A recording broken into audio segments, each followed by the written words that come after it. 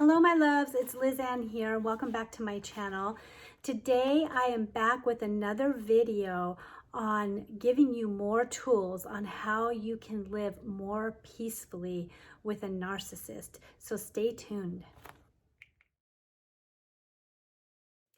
So a few years back I did a video on how to live peacefully with a narcissist, and I never realized how much that would affect so many people. I've had so much good feedback on that video, and even today I spoke with someone that told me that they have been putting those 5 steps into practice, and it has made such a difference in her marriage.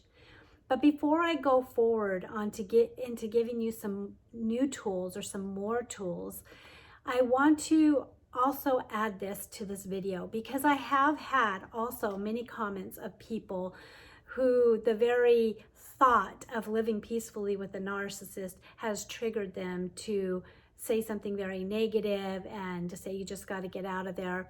And so I just want to add this again to the video, which I added to my first video. I think it's really important to know that when you are being physically threatened and abused, when you are living in constant fear, constant turmoil, 24/7, but you never know the person that you're with, they're totally unpredictable. You never know what they're going to be from one day to the next. Those are situations that you do need to find a way out of. So the important thing to remember is that every situation is different.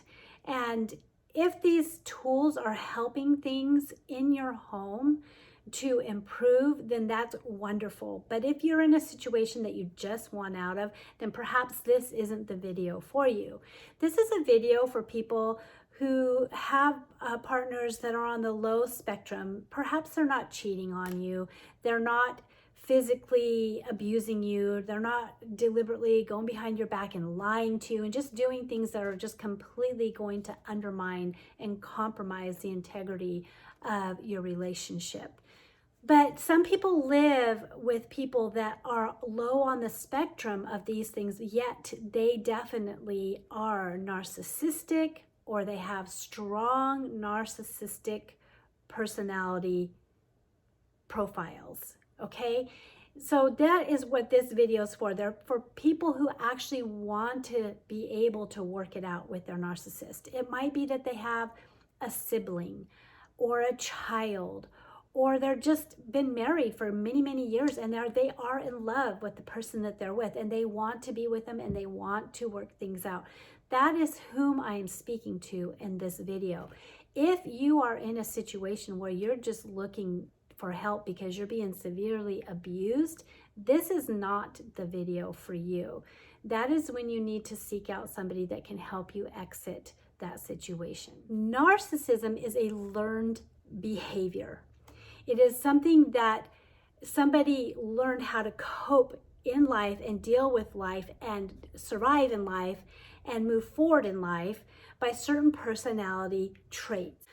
The number one symptom that people talk about of the narc is this inflated sense of self, this ego, where they feel like they're special and better than anybody else. But the reality is, narcs have a very low self-esteem. And because they cannot emotionally deal with that, they overcompensate for it with an inflated sense of ego. They have to feel super important to feel important at all, or to feel worthy at all. They do this by bragging, by talking a lot about themselves and what they're doing and who they are. Like when you're in a conversation with a narcissist, inevitably it comes back to them. They may ask you a few questions about yourself, but they love talking about themselves because they're trying so hard to impress you. They thrive on people's praise and admiration.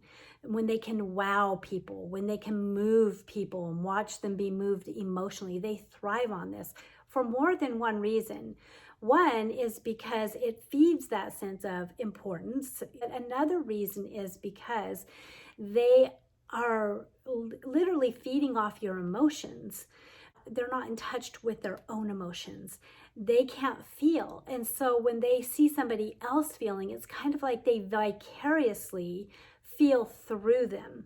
So when they can be the one that is moving you emotionally, then it helps them to be able to feed off of that and to actually feel something in a vicarious way. They believe they need to be superior to be worthy.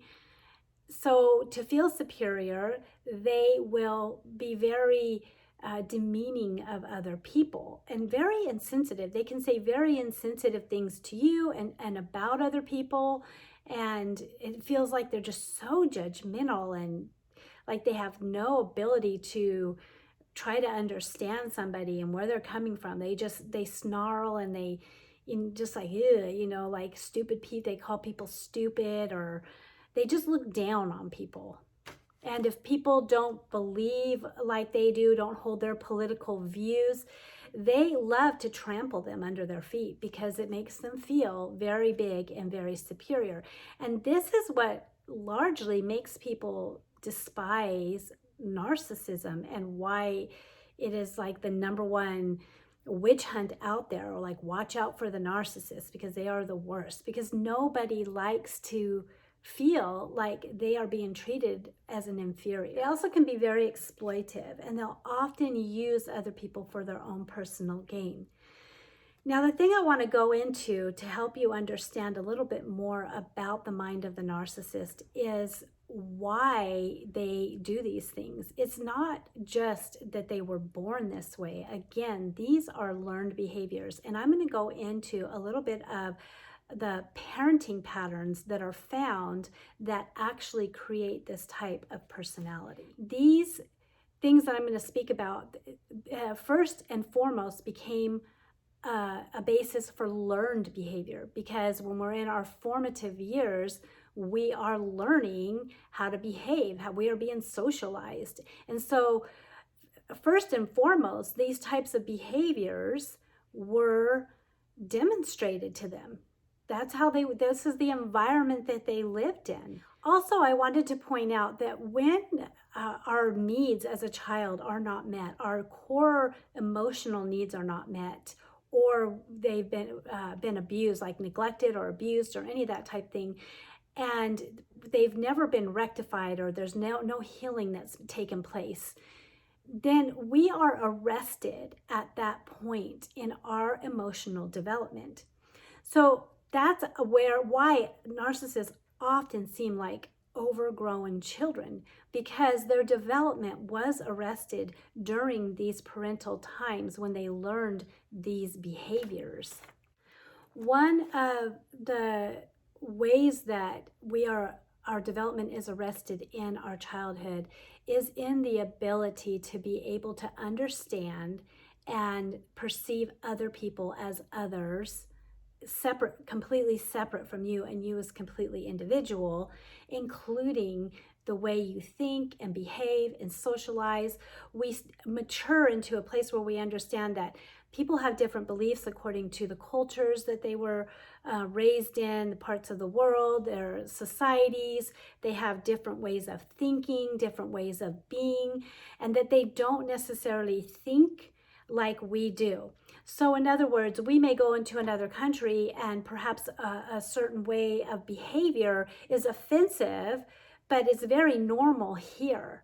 But we understand that. And so we respect that. And we say, oh, well, that's just because this is the way their culture sees this, right? And so we respect that while we're in their country. But then when we're back into our own country, we may, just go back to the way we do things, right? So we're able to differentiate that. When you've been arrested in your childhood, children don't have that yet. And so that part of you is arrested. And so what happens in adults that have not healed is they tend to deal with other adults according to the way they see the world. Let's say that you were raised with a father that was a bully and alcoholic and aggressive, and that was degrading to women. So you would, as you grow up, believe that most, if not all men, you would deal with them that way, because there would be this kind of underdeveloped, immature way of thinking that men are like that. Men in general are degrading to women and bullies and aggressive, without being able to differentiate that there's billions and billions of men out in the world and billions and billions of different types of personality, and many, many, many billions of men are not like that. So the reason I go into this in such detail is because when it comes to the narcissist, they have learned how to play a game. Okay, they have learned how to survive by playing this game. And they've learned that there's winners and there's losers. The winners are worthy of admiration and love and all the good things life has, but the losers are worthy of contempt and complete just, I don't care about you. You're nothing, right? They've learned this in their childhood, that this is a game and this is the rules that you play by. And if you win the game, then you get to be put on this pedestal. And if you lose this game, then you're a piece of dirt under my feet. This is a game that they've learned. And in their immaturity and underdevelopment, they believe you're playing the same game. And this is so important to realize when you are dealing with a narcissist. They are not seeing that you don't even think that way. And they eventually can as you work through and using some of these tools. But right now, they don't see that. They just see that everybody else plays the same game. And the main players in their lives are those that they're closest to, that they interact with every day. Those are the main players in their lives. So they might be a little bit different and play a little bit different with people that are a little more on the outskirts of their lives. But the people that are right in their life, those are the main players. Okay, so, and this goes on at a subconscious level. So they're not calculating, oh, I'm playing a game. Let me see, and this is how I play. No, this is all subconscious. This is just how they've learned to behave. And because they haven't healed, they are still playing this game. And I could refer you to the dance between the narc and the empath. I think that's what I titled it, but I'll leave a link below if you want to watch that video where I talk a lot about the dance and exiting the dance. Now I'm going to tell you the 7 behaviors, parenting behaviors that mold and shape a narcissist. And the first one that I'm going to mention is overreaction. Okay, so these are the type of parents that overreact to everything. They're melodramatic. So when their child falls down and hurts themselves, they're like, oh my God, are you okay? Oh, let me see. Oh my God, they're bleeding. Oh, they rush into the bathroom and put, oh, you poor thing, you know. Or if somebody pushes their child, they run to their rescue and they're really upset that this child is bullying them. Or it's just anything can be. What the child learns is, oh my gosh, look at my parent, they're overreacting to everything, right? And this child learns that they have to be really careful about what type of emotion they show, because it overstimulates the child. That overreaction actually makes it worse. So they fail, they cut their knee, their parent is way over dramatizing. They're not just experiencing a little pain and some bleeding. Now it's like, oh my God, what happened to my knee? There's all kinds of fear and adrenaline going inside them. And it's just this huge thing in their mind now. And as they grow with this parent, they start to learn that they need to be careful about what they bring to this parent, because it starts as a baby, but it can go to other things, like perhaps a kid's mean to them at school, right? And they need somebody to talk to. They're not going to go to the parent, because the parent is going to call their parents and going to get the teachers together and going to embarrass the hell out of them, right? Because they're going to be so dramatic about it.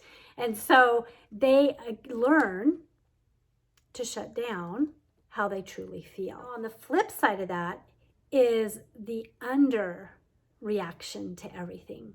So it would be that same child falls down, hurts their knee, cries, comes to mom, blood running down their leg, is scared, hurt, needs comfort, and that parent goes, oh my gosh, did you catch yourself again? They're critical. Oh, quit acting like a baby. Quit crying. You're not hurt.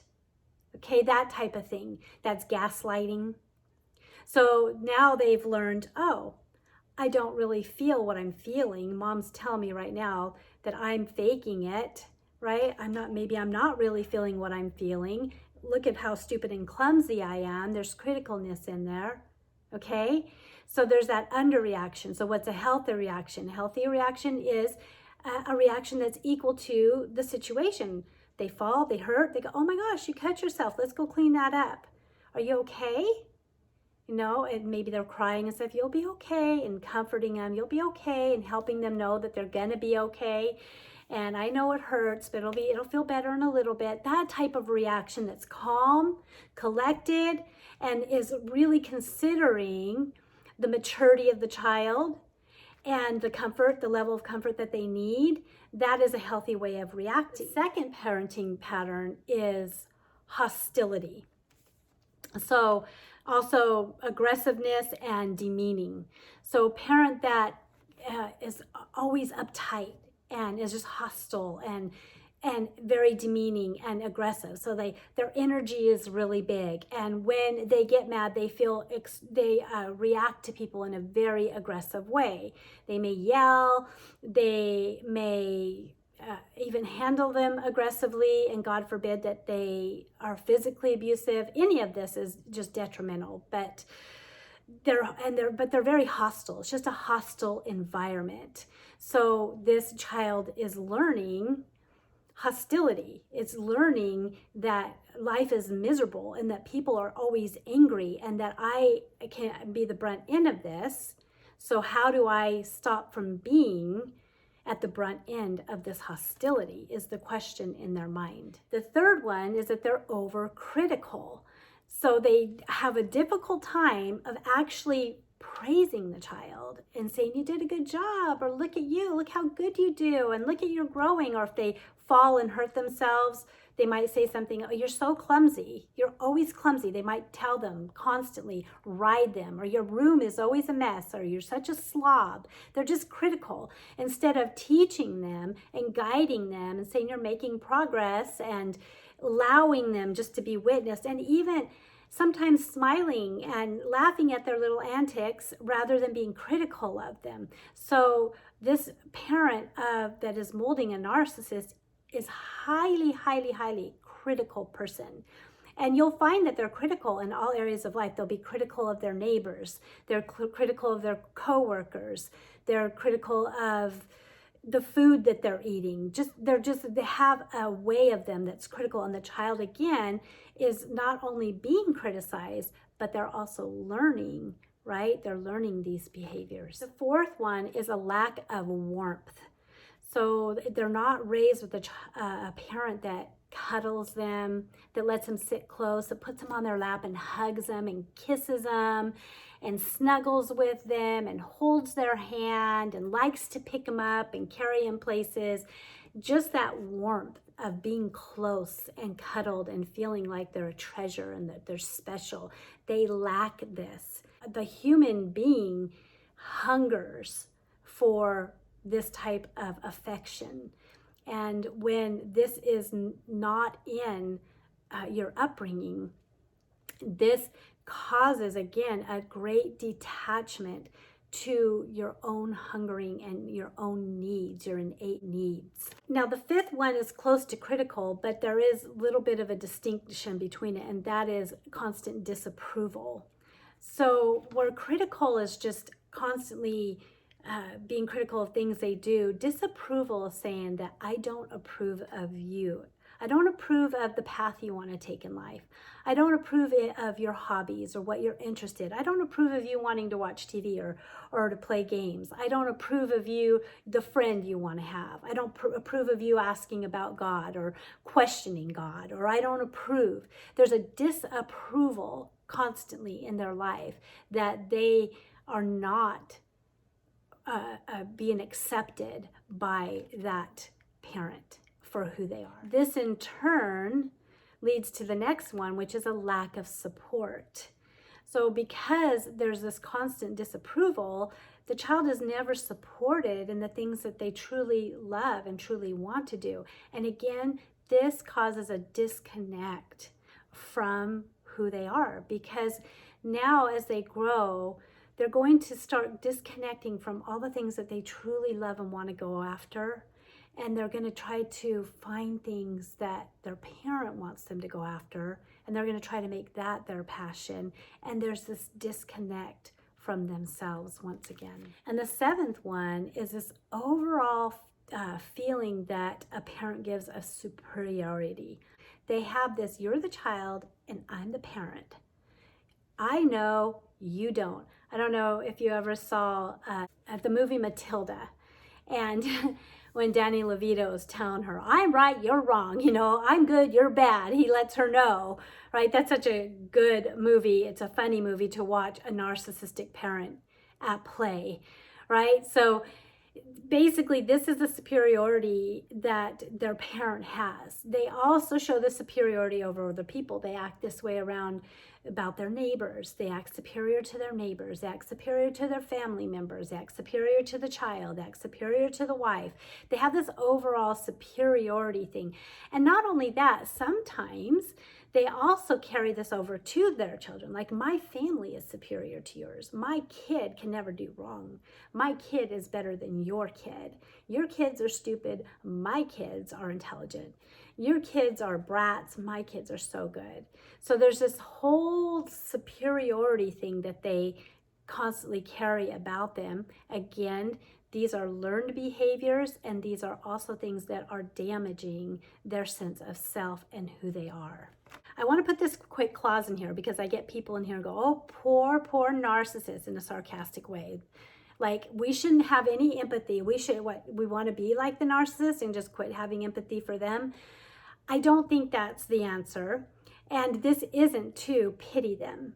This is to understand for those who want to be able to understand and be able to learn how to better live with them peacefully. That takes a lot of courage and a lot of guts and a lot of work. It's not easy, but if that's your chosen path and that's what you want to do, it's your life. And so I'm going to go on to tell you how you can leverage this understanding to now use them as tools, or to understand how to better interact with an narc so that you can have a more peaceful environment and relationship with them. So first of all, you want to model new behaviors. If you're modeling the same behaviors that his parents or her parents have modeled before them, then you are exasperating the situation. But when you are able to model something completely different, slowly but surely they're going to see this. See, if you go at it and do a tit for tat, like, I'm going to treat you the way you treat me, that might feel good to you for a while, but it's just going to worsen your relationship, and your relationship's going to fall apart. It's not going to get any better.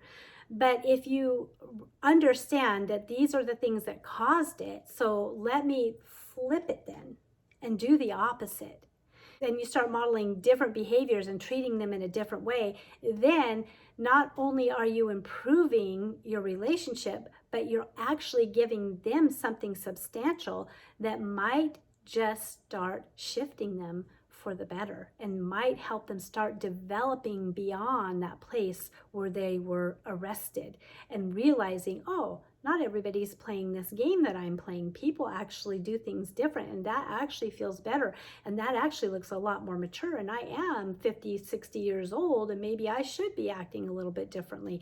Now, they're not going to come out and tell you this, but you'll see it. You'll see it slowly. There'll be maturing. We talked about reaction, overreacting, underreacting. And so what do you want to model? You want to model more of a non-reaction, more of an even keel to each situation. And I talked about this a little bit in my videos on 5 steps to living peacefully with a narcissist. But again, they feed off your reaction. So the more you can just keep your reaction even keel, and it's not ignoring them and it's not gaslighting them. It's just staying calm.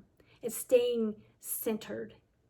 So the more you can do that, stay centered and calm, then the more that they are going to see that modeled, and the more centered and calm they are going to start to become. The other thing that you can model is and help them is by validating them when they do have something that is bothering them, or maybe they're even overreacting to something, or they're, upset about something, giving them some validation. And this is not taking responsibility for them or trying to parent them or pitying them. This is simply saying something like, well, that makes sense, or yeah, I can understand why you would feel that way. A very casual comment like that, where they feel like you're actually seeing them and you're not trying to tell them that they should be feeling or being something different. Again, this is the type of behavior from the parent that has caused this in them to begin with. And the more they can feel validated for how they feel and where they're at, then the more they're going to calm down and the more they're going to be able to start maturing past this place where their development has been arrested. The next thing is to bite your lip when you want to be critical. It's easy to want to criticize them when they seem to be acting so immature and seem so unreasonable to you. And even if you're criticizing them within, they can sense that. So it's really cutting your critic out too. I'm not talking about petting them and praising them, because again, that's just feeding that ego. But I am talking about appreciating them. So it's just witnessing them and then appreciating them, finding ways to appreciate them. The other thing is to start showing acts of warmth toward them. They're not going to be super responsive to this in the beginning because they've lacked this and it might feel very uncomfortable. So I wouldn't go at it with a whole lot of gush, but it could be little things like holding their hand, maybe, just stroking their hand as you hold it, or just reaching over and just rubbing their back a little and just giving them a rub and just feeling it out. And if they feel like they're tensing up and they're not, and you can just do it a little bit more, but if you feel like they're not really receiving it, then just back up a little bit, but just being a little more affectionate and just adding to it as you go and just feeling into it and giving them a little bit more warmth where they've lacked it, being snuggled and held and cuddled and having that sense of warmth, human touch. So just doing what you can to add a little bit of that to their experience with you. I want to put in a quick clause here, and that it's going to be really important that when they don't respond the way you would wish them to respond, that you don't react to that, because that's going to destroy anything that you try to do if you react to that and take it personally. And this is why it's so imperative when you're living with this type of person that you build your own self-love, self-advocacy, and really learn how to meet your emotional needs at a deep level, so that you're not trying to get them met through this person, because that's just going to frustrate you in the long run.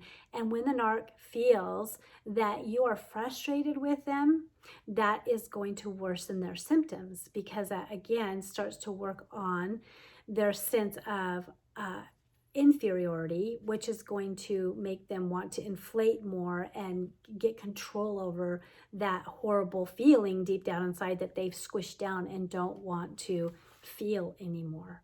The other thing is allowing them to be who they are. Don't try to change them. Just like you don't want somebody to not approve of you and try to change you, neither do they. Even if what they are doing feels childish to you. And I'm not talking again about, them cheating or lying or that type of thing, okay, or being lazy and not being responsible. But I am talking about maybe they have hobbies that you feel like they're childish, or ways about them, that you just don't have a whole lot of tolerance or just no interest in, whatever. Just to let them be who they are. Let them be who they are. Just no matter how you're feeling about it, just say it's their life. They can be who they are, just like I want to be who I am. I'm going to just let them be who they are and just leave it alone. And right on the back of that is accepting them, right? Accept them. So letting them be who they are and accepting them is a little bit different, right? You want to accept them. They're your child or your spouse or whoever it is in your life, your best friend that you are trying to work this out through. So accept them into your life and accept that this is who they are, and accept that, yes, they're a narc and they have narcissistic tendencies. I accept that, and I have made a choice, and I have decided to be with this person, not so that I can make them miserable, but because I love them, and so I'm going to accept them. And this is really important and very key. Okay, so we talked about the superiority, and that's like one of the main things that people cannot stand about an narc, right? But did you know that we can subtly get that very same tendency toward them within, even though we might not really mean to have that? We can start feeling like we're better than them because at least we're not a narc, right? And they sense that. Okay, so don't get a superiority feeling over them and devalue them and I'm better than you, because again, you're reinforcing where this all began with a parent that treated them that way. So it's really important to check in with yourself, that even though I see they have these issues, even though I don't like some of their behaviors, even though this is a hard journey, it does not make me more worthy of love or more important or superior to them. And just try to keep that ground even between you two, that this is a partnership. It's not one over the other. There's so much more to go into in this, of course. You don't want them to treat you that way either. This is all about learning how to love yourself, learning how to stand in your integrity. There's so much more to learn. And if you want to further this conversation, please head over to my website. You can make an appointment with me and we can have a good talk about this. I have courses that you could take. I have a 1-month support, that Marco Polo support that we can do. I have ways of supporting you and helping you in this process and through this process. It's so important that you inside are first the hub of your life, that you're taking care of yourself first, even before you are worrying so much about how to be and, do things with this narc that you're living with. It's important that you're very centered in yourself, because it's just as important that you're not allowing them to treat you like an inferior. It's just as important, but it's also important not to flip that and start thinking, I am better than them because I am not a narc and I don't treat them that way, and so I am better. Again, if they are abusive to a point that, all of it can feel abusive, but I'm talking about where you feel like your life is in danger, your health is in danger, your mental health is in danger, any of that, then this video is really pretty irrelevant. You're going to need to get away from them and let them deal with their own healing, because they are harming people, right? And when people harm somebody, that's why we put people away, because we don't want them to harm other people. So you got to get away from them. So this isn't for you if that type of thing is going on. But if it's a fairly low-key narcissist, they have the tendencies, because even if it is low-key, or what I mean is lower on the scale, it is still one of the most difficult relationships to have to maneuver.